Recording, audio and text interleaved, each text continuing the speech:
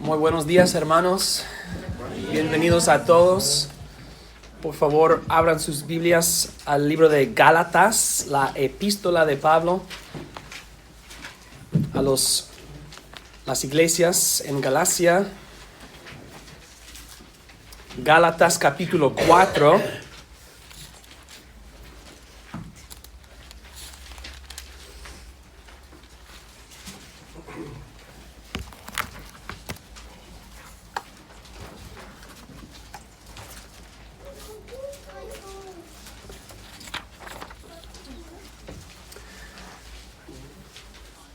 Vamos a estudiar los versículos 4 y 5 de Gálatas capítulo 4. Y la palabra de Dios dice así: Pero cuando vino el cumplimiento del tiempo, Dios envió a su Hijo, nacido de mujer y nacido bajo la ley, para que redimiese a los que estaban bajo la ley, a fin de que recibiésemos la adopción de hijos. Otra traducción, en lugar de decir el cumplimiento de tiempo o del tiempo, dice la plenitud del tiempo. Y vamos a enfocarnos en esos dos versículos y la plenitud de tiempo. Todos nosotros, o muchos de nosotros, hemos estado contando los días de diciembre 1 al diciembre 25, contando los días hasta la plenitud del tiempo, que es la Navidad misma, ¿no? El 25 de diciembre. Y Pablo también habla de la plenitud del tiempo. ¿Qué piensas? ¿Cuál es la idea en tu mente cuando piensas de la plenitud del tiempo? Varias cosas. Quizás el embarazo. Cuando una mujer llega o alcanza los 9 meses y luego da a luz a un hijo, una hija. La plenitud del tiempo. Y hay una plenitud en la mujer, ¿no? La mujer se va creciendo y creciendo porque el niño está creciendo y creciendo y luego da a luz. O también la plenitud del tiempo, quizás pensamos de la mayoría de edad. Cuando un niño llega o alcanza el año 18 o algo así, y ahora es un adulto independiente. O también la plenitud del tiempo puede referirse a la estrategia. Un general tiene un ejército y va a atacar, va a enviar sus soldados en un día específico. La plenitud del tiempo. O también pensamos de un reloj de arena, cuando los granos de arena están cayendo y llenando la parte de abajo, ¿no? Un reloj de arena, ustedes saben cómo son, y se van llenando. La plenitud del tiempo. Pues Pablo nos dice que Dios envió a su Hijo en la plenitud del tiempo. Y vamos a pensar en qué significa esto y cómo puede enriquecer nuestro entendimiento de la encarnación del Señor Jesucristo. Y vamos a estudiar 7 pasos en que Dios llena el tiempo, o el tiempo se va llenando hasta llegar o alcanzar su plenitud. 7 pasos acerca de la plenitud del tiempo. En primer lugar, noten conmigo en Gálatas 4:4 que dice que Dios envió en la plenitud del tiempo. Dios envió. Esto es el primer paso en la plenitud del tiempo. Y consideren conmigo Dios en sí mismo. Dios en sí mismo. Dios en sí mismo tiene toda felicidad. Dios en sí mismo tiene toda gloria. Dios no necesita nada. No tiene necesidad de cualquier cosa. Dios es independiente, todopoderoso, todo glorioso, omnisciente, todo sabio, bueno. Y Dios es el creador de todas las cosas. Dios es, yo soy el que soy. el que da el ser a todos los seres. Si no hay nadie antes, no hay nadie arriba, no hay nadie al lado, no hay nadie aparte, no hay nadie como Dios. Pero el hombre que Dios creó, el hombre que Dios formó con un cuerpo hermoso, con un alma pura, el hombre que Dios bendijo con un paraíso, una creación, el hombre que Dios bendijo con muchas bendiciones, sobre todo la comunión con Dios mismo. El hombre no creyó la palabra de Dios. El hombre no obedeció la palabra de Dios en el huerto de Edén. Al contrario, el hombre creyó las mentiras de Satanás y obedeció las palabras de Satanás y cayó de su estado de inocencia y su comunión con el Dios glorioso y perfecto. Entonces, ¿qué es que empieza a llenar la plenitud del tiempo? Es esto, que Dios envió. Dios envió, hermanos, debe hacernos maravillarnos. Que el Dios que no necesita nada, el Dios que tiene todo en sí mismo y es dueño y creador de todas las cosas que existen, el Dios que fue rechazado y desobedecido por los hombres, Él envió. Dios envió. La plenitud del tiempo empieza con Dios mismo. Es decir, que nosotros no enviamos a Dios, Dios envió a nosotros. No es que nosotros hemos implorado, nosotros hemos pedido, hemos enviado un mensajero a Dios. Por favor, ayúdanos. No, la plenitud del tiempo empieza con el hecho, la verdad que Dios envió. Y esto significa que Dios envió no por compulsión, ok, lo haré.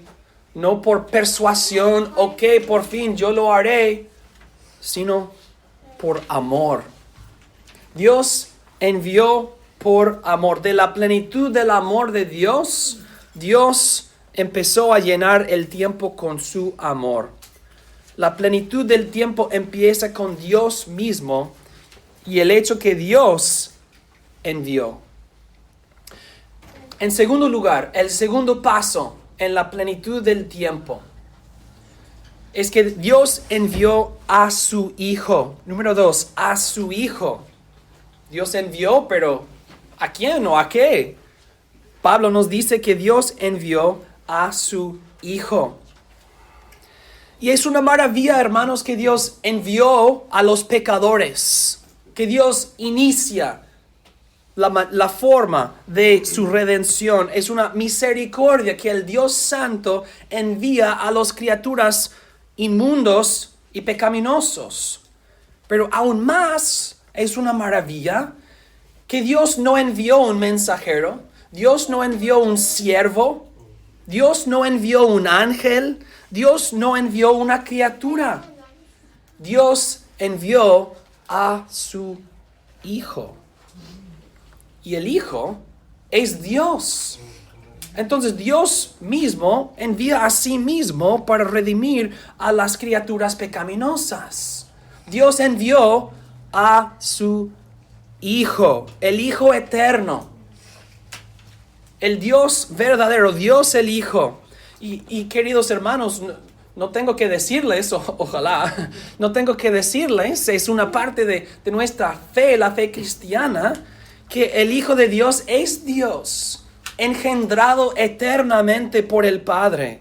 El Hijo de Dios es Dios igual en sustancia, igual en poder, igual en gloria, con el Padre y con el Espíritu Santo. Entonces no estamos diciendo que el Dios exaltado envió a un Dios inferior. El Hijo tiene la misma gloria, el mismo poder, el mismo ser como el Padre. Dios en su amor envió a su Hijo eterno. Y Juan 3:16, un versículo famoso, expresa esto. De tal manera amó Dios al mundo que ha dado a su Hijo unigénito. o que envió a su Hijo unigénito. Hermanos, Dios envía o Dios llena el tiempo por enviar y por enviar a su Hijo. Si un rey te enviara un regalo, tú te considerarías honrado. El rey me ha enviado este regalo, un rey. Pero si el rey envió a su hijo para presentarte el regalo, sería un honor aún más grande o mejor, ¿no? Y si el hijo del rey era el regalo mismo, esto sería, pues uno no tendría palabras. El regalo es comunión con el hijo del rey y así con el rey mismo. Dios envió a su Hijo y así el tiempo se va llenando hasta su plenitud. El tercer paso, hecho. En nuestra traducción dice que el Hijo fue nacido de mujer y nacido bajo la ley, pero sería mejor traducirlo en lugar de nacido, hecho. Sí, nacido, no estamos negando esto, pero la palabra que Pablo usa enfatiza el hecho que el Hijo fue hecho. Entonces consideren conmigo que el Hijo eterno es hecho. ¿Cómo puede ser? ¿Cómo Dios envió a su Hijo? ¿Cómo es que lo envió? Pablo dice que el Hijo fue enviado en dos maneras. Y vamos a estudiarlos en los puntos 4 y 5, hecho de mujer, hecho bajo la ley. Pero en primer lugar, en punto 3, el Hijo fue hecho. ¿Qué significa esto? Pues es la misma palabra que fue usada por Juan en Juan 1:14, que el verbo fue hecho carne. Entonces el tiempo se va llenando con la verdad gloriosa que el Hijo es enviado, y enviado para ser hecho, para hacerse algo, para ser convertido en algo, aunque esas palabras no son tan precisas. Y así encontramos no solamente una maravilla, sino también un misterio, el misterio de la encarnación, el creador de todas las cosas, el Hijo de Dios, el Hijo eterno, el que es engendrado eternamente por el Padre y no hecho, será hecho. Piensen en esto conmigo. Dios será hecho. Si fueras un artista profesional, y si pintaras una escena, una pintura magnífica con colores y detalles y todo, y tú sabes exactamente lo que quieres pintar o dibujar, etc. ¿Cómo te sentirías si yo, el pastor Samuel, si yo me acercara a tu pintura con pinta también? Tú dirías, no lo toques. Ya es perfecta la pintura. Tocarla es arruinarla. O si mamá está preparando los tamales y el niño se acerca y dice, pero mami, yo quiero ayudar. Mami dirá, no, tocarlo es arruinarlo. Ya es perfecto. O si estás preparando la salsa o el champurrado, no, tocarlo es arruinarlo. Hay algunas cosas que ya son tan perfectas que tocarlas es arruinarlas.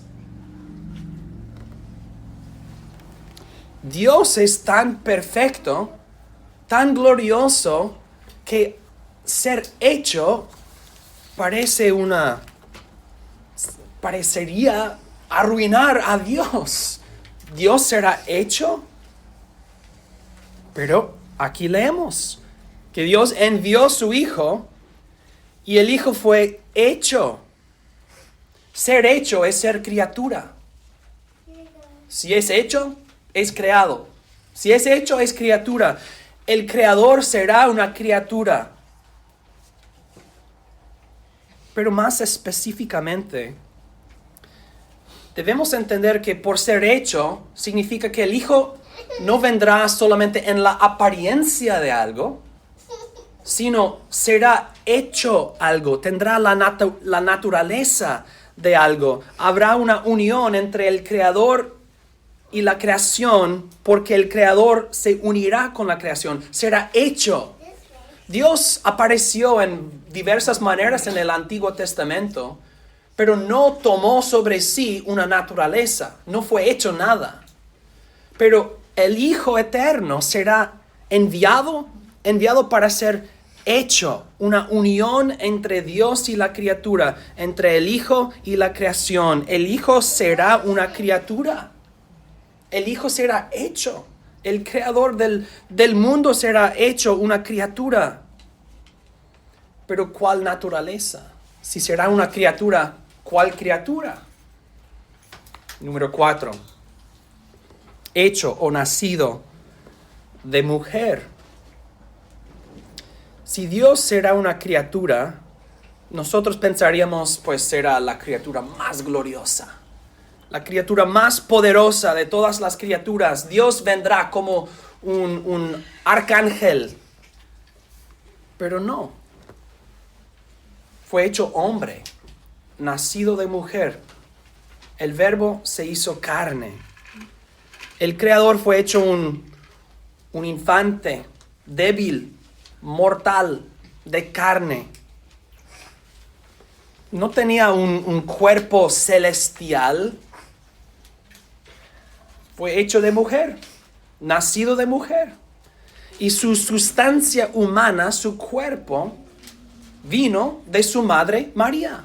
Ella concibió y el hijo, el niño creció en su vientre con un cuerpo normal como nosotros. Y ella era verdaderamente su madre, la madre del Señor Jesucristo. No es que ella simplemente dio a luz a este niño, ella concibió y luego dio a luz. Él fue nacido de mujer. Y dije que si el Creador es hecho, hay una unión entre el Creador y las criaturas. El Hijo fue hecho carne. El Hijo fue enviado y nacido de mujer. Entonces, si el Hijo toma sobre sí una naturaleza humana, ahora hay una unión permanente entre Dios y los hombres. Porque el Hijo de Dios fue nacido de mujer y ahora tiene una unión con todos los que nacieron de mujer. Levanta la mano si no naciste de mujer. Todos nosotros, todos los que nacen de mujer, de una mujer, tienen una unión con el Hijo de Dios, quien también nació de mujer. Es el hermano de todos los hombres. Dios en la carne, uno como nosotros, morando entre nosotros. Y hermanos, qué humildad de parte de Dios, qué humildad, que el Dios perfecto y glorioso sería como nosotros. El Hijo glorioso y poderoso fue hecho, nacido de mujer, nacido en una establa y yaciendo en una pesebre, con una forma que no tiene gloria o poder. Pero Él fue hecho esto no porque sería lo más perfecto para Él, sino porque fue lo más perfecto para nosotros, lo mejor para nosotros. Y así, por llenar una naturaleza humana con su presencia, el tiempo se va llenando con el plan de Dios, la plenitud del tiempo. Número 5. Nacido de mujer o hecho de mujer, también hecho o nacido bajo la ley. Dios envió a su Hijo hecho de mujer o nacido de mujer, hecho o nacido bajo la ley. ¿Qué significa que el Señor Jesucristo nació bajo la ley? En primer lugar, significa que nació como uno de los descendientes de Abraham y fue circuncidado en el 8º día, según la ley de Moisés. Y él vivió en conformidad a los pactos que Dios había hecho con Israel. Él era obediente a la ley de Moisés y guardó las leyes religiosas y ceremoniales de Moisés. Pero Jesús también vivió bajo la ley de la naturaleza, la ley universal que gobierna todo el mundo, la ley moral que aplica a todos los hombres. Y él era obediente e inocente. Pero la ley tiene dos lados. La ley manda, pero la ley también castiga. Y el Hijo de Dios fue hecho bajo la ley o nacido bajo la ley en ambas maneras. Fue enviado no solamente para cumplir el precepto y obedecer el mandamiento, siendo inocente y obediente, sino también fue nacido bajo la ley para sufrir el castigo, el penal de la ley. Y por eso fue hecho bajo la ley. Y esto es importante, porque ser nacido de mujer significa que Él es uno como nosotros. Pero ser nacido de mujer no es suficiente para ayudarnos. Ustedes, todos nosotros hemos nacido de mujer, pero mis deudas no son tus deudas. Mis problemas no son tus problemas. Mis compromisos no son tus compromisos. Si yo sufro algo, tú no lo sufres. Si yo debo algo, tú no lo debes. Si yo prometo algo, tú no tienes que cumplir con mi promesa. ¿Verdad? Es bueno que tus deudas no son mías y mis deudas no son tuyas. Ser hombres en común no nos une tanto. Pero Dios envió a su Hijo no solamente para ser nacido de mujer, sino también para nacer bajo la ley y tomar sobre sí la sentencia de condenación contra los hombres.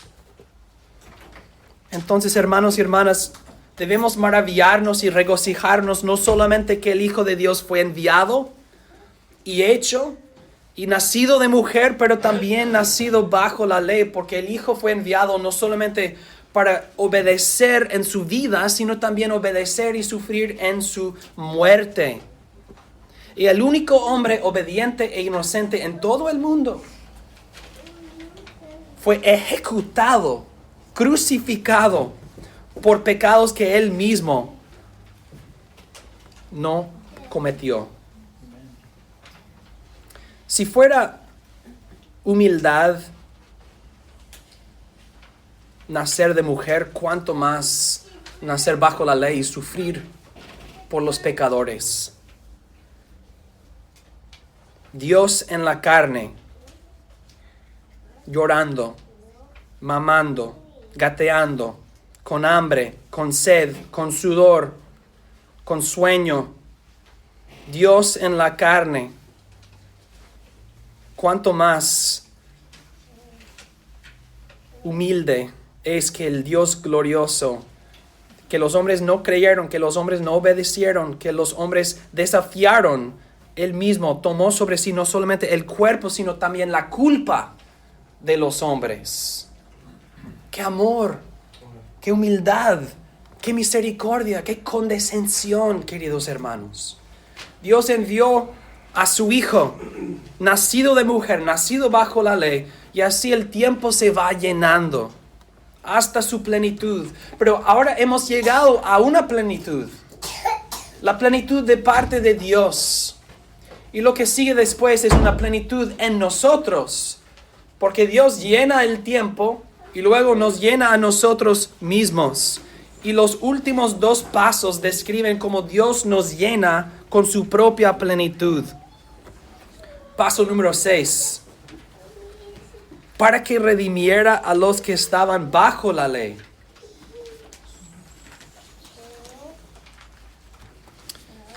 El Señor Jesús vivió bajo la ley de Moisés y la ley de la naturaleza.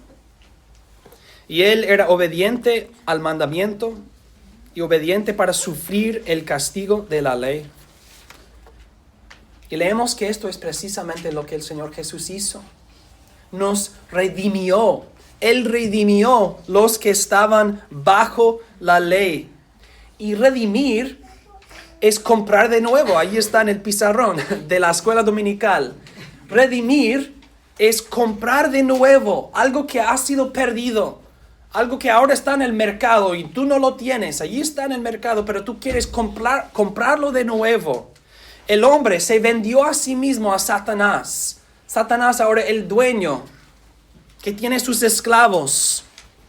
Y nosotros sin esperanza, sin ayuda, el Dios glorioso envió a su Hijo para nacer bajo la ley, para redimir a los que estaban bajo la ley. Y entonces nosotros recibimos de su plenitud la redención.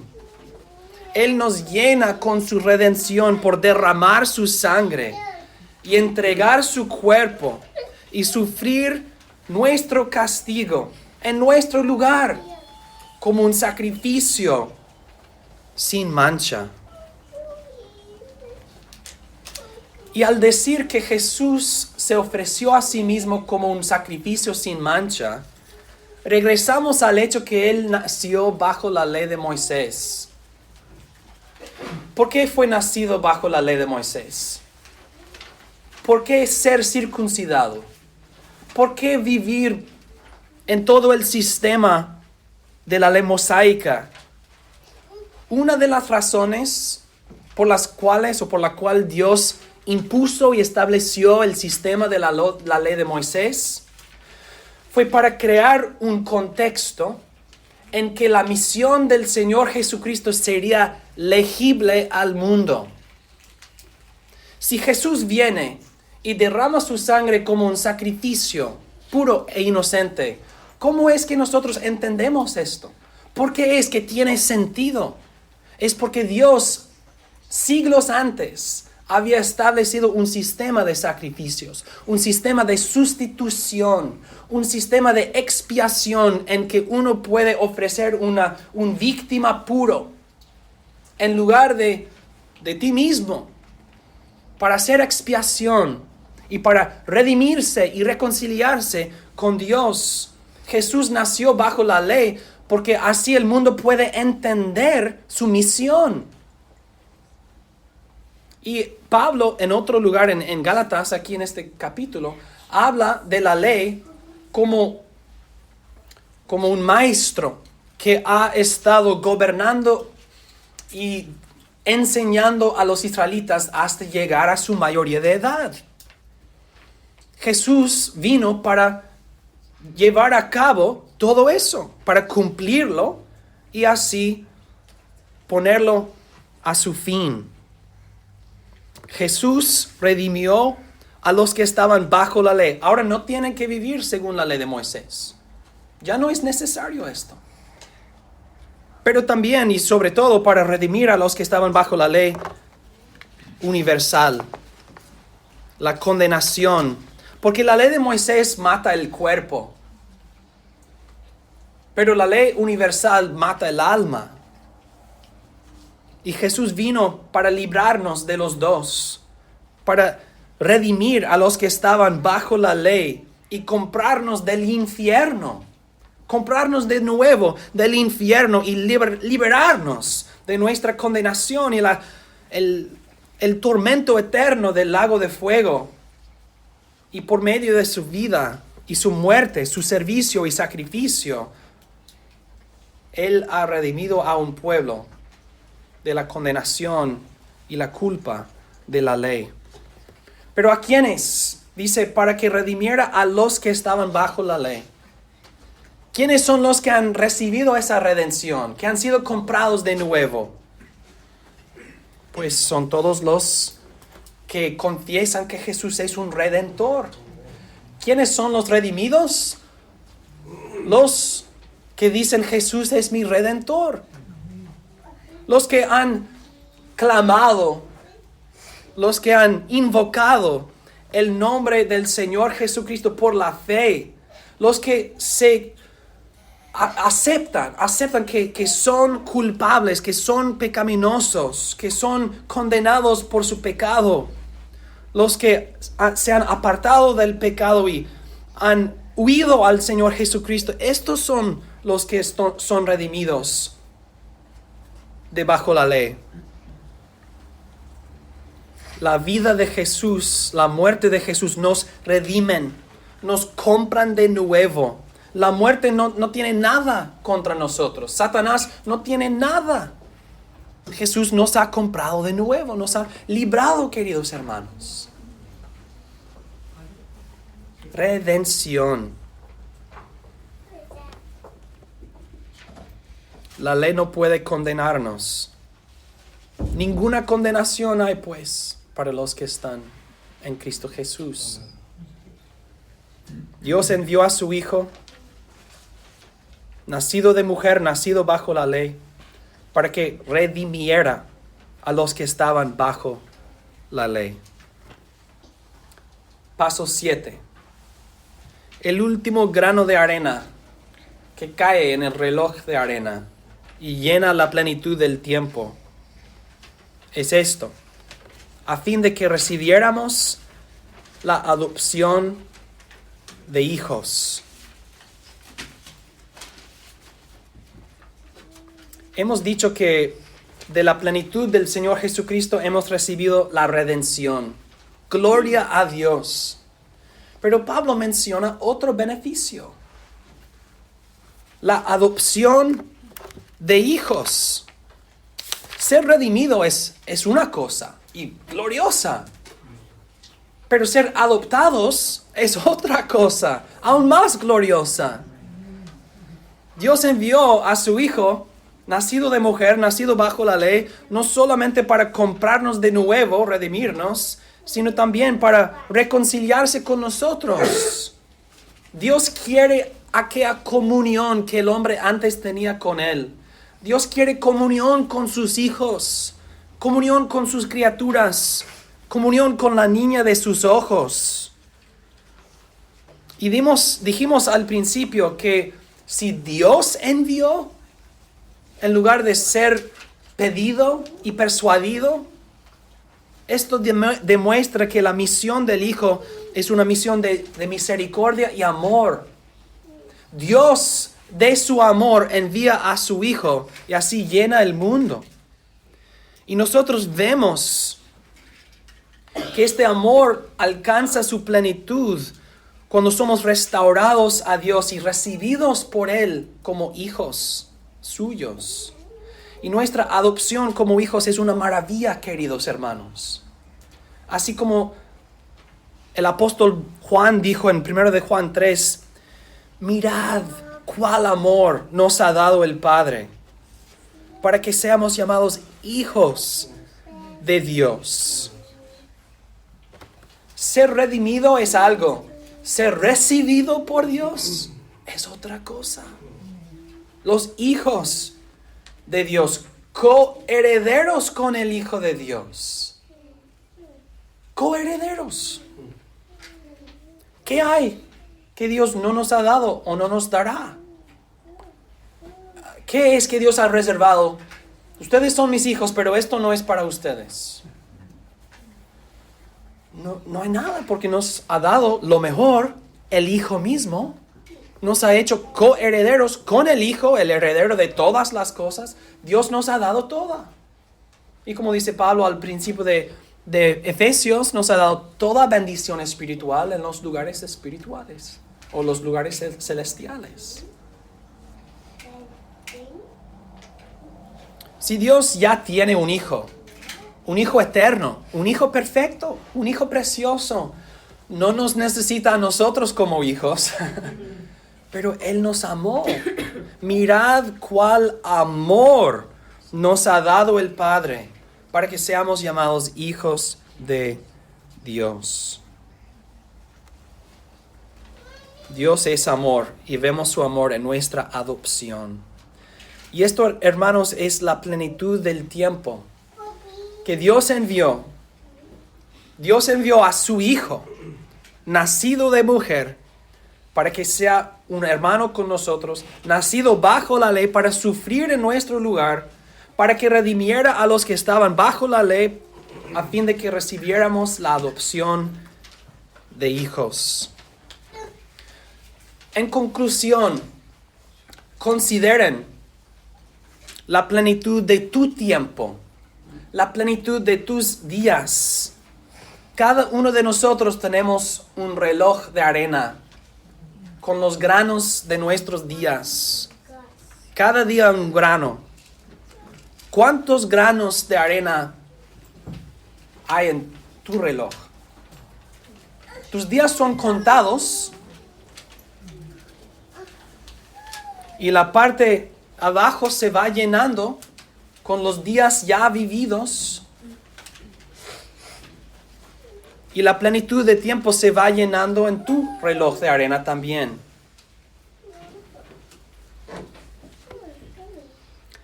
Yo puedo leer tus días en tus manos. No soy mago, pero así es la vida, la infancia, la parte más corta, ¿no? Nuestra hermana dejó su teléfono. Gracias. Aquí está. En la vida empieza con la parte más pequeña, el niño, el bebé. Y luego creces rápidamente hasta ser un joven. Y luego llegas a tu madurez por no sé cuántos años. Pero después de esta parte, en el medio de la vida, uno se va deteriorando, envejeciendo. Y luego de repente estás en la vejez.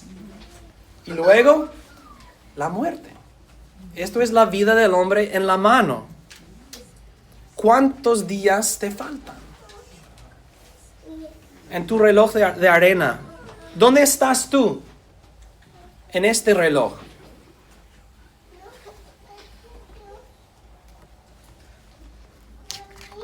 Para los que creen en el Señor Jesucristo, no tenemos miedo de la caída del último grano. No tenemos miedo. Porque la plenitud de mi tiempo significa que yo he alcanzado mi mayoría de edad. Es decir, cuando yo muero, yo entraré en mi herencia. Llegar a la mayoría de edad significa ahora el heredero puede heredar su herencia. Y nosotros, Dios nos ha dado a cada uno de nosotros días contados. Y después de estos días entramos en la herencia que Dios ha preparado para nosotros. Porque nos ha hecho coherederos con su Hijo. Si has sido redimido de la ley y adoptado por Dios, no tengan miedo de la plenitud de tiempo. La plenitud del tiempo es tu herencia, tu mayoría de edad, es tu victoria.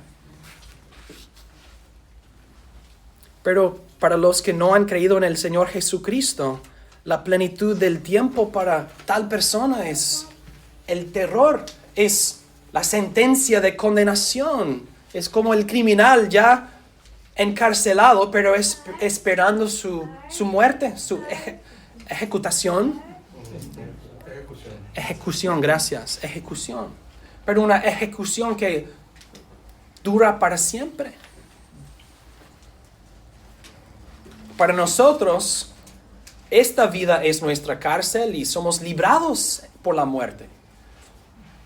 Para los impíos, los incrédulos, es una cárcel que es sucedido por otra cárcel infinitamente peor. Pero, cuando vino la plenitud del tiempo, Dios envió a su Hijo, nacido de mujer y nacido bajo la ley, para que redimiera a los que estaban bajo la ley, a fin de que recibiéramos la adopción de hijos. Gloria a Dios entonces, hermanos. Y gloria al Hijo eterno, quien fue hecho carne para salvarnos, para redimirnos y hacernos los hijos adoptados. Y gloria al Espíritu Santo, quien mora en nosotros para recordarnos y garantizarnos que somos los hijos de Dios. El Espíritu de adopción. Gloria a Dios, el Padre, el Hijo y el Espíritu Santo. Amén. Oremos, hermanos.